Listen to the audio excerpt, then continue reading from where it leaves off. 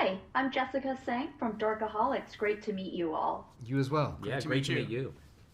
I am actually here in Tokyo, and I was here for the Tokyo International Film Festival.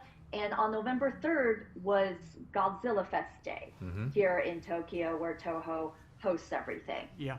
I just want to say throughout the day, they had various events. The moment the Monarch trailer appeared, their culture is usually very muted and very quiet. The children in the front row exploded into joy, Hey, screaming, laughter. fantastic. And the adults who are usually, at the end of the movie, we tend to clap here in the States. They get up and they leave. Right. Even they were oohing and eyeing, and a few of them I knew I was from America and asked, how do we get Apple Plus? How do we watch this series? Great. They Fantastic. were so into it. You guys made the show with all your involvement. How did you guys put the international audience and children in mind for the show?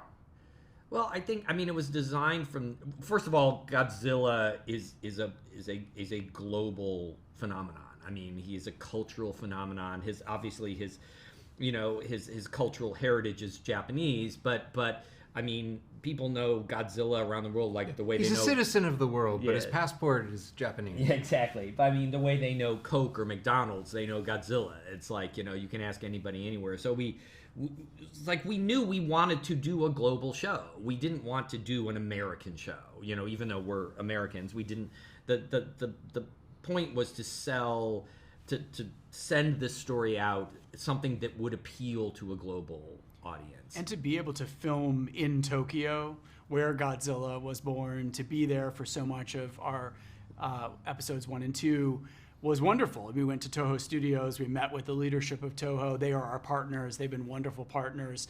And we got to film scenes of people running from Godzilla down the streets of Tokyo. And it just, as a longtime fan of Godzilla, that just felt like stepping into a Toho movie myself. And it was definitely one for the bucket list to check. Right, and to be as respectful and authentic as we could, not to fake it, not to shoot Vancouver for Tokyo, to go to Tokyo, to hire Japanese actors, to make sure that the dialogue and the language was correct and appropriate, and that was and that it would work for a Japanese audience was incredibly important for us. And to shoot parts of Tokyo you normally don't see on American film and television. I mean, we went places that are rich and real and true, but aren't Shibuya or Shinjuku. We went all over the city and shot all kinds of places, and it was great. It felt like this has to start here, right? This show has to start. It would have felt wrong to begun anywhere else. Yeah. So I want to tell you, they definitely love them some Kurt Russell. They were screaming with the joy over here. Great. And one of the things they absolutely loved was all of the kaijus. Did you guys know early in time that you guys were going to bring back a very familiar one that we've already seen in the Monsterverse, Mother Longlegs? Did you guys already know that? That sort of came up as we were going. Like we were, we knew that we were working within existing movies in a way. It's its own thing, but it also touches base at times with Kong Skull Island in that case, or Godzilla from 2014 by Gareth Edwards, that movie.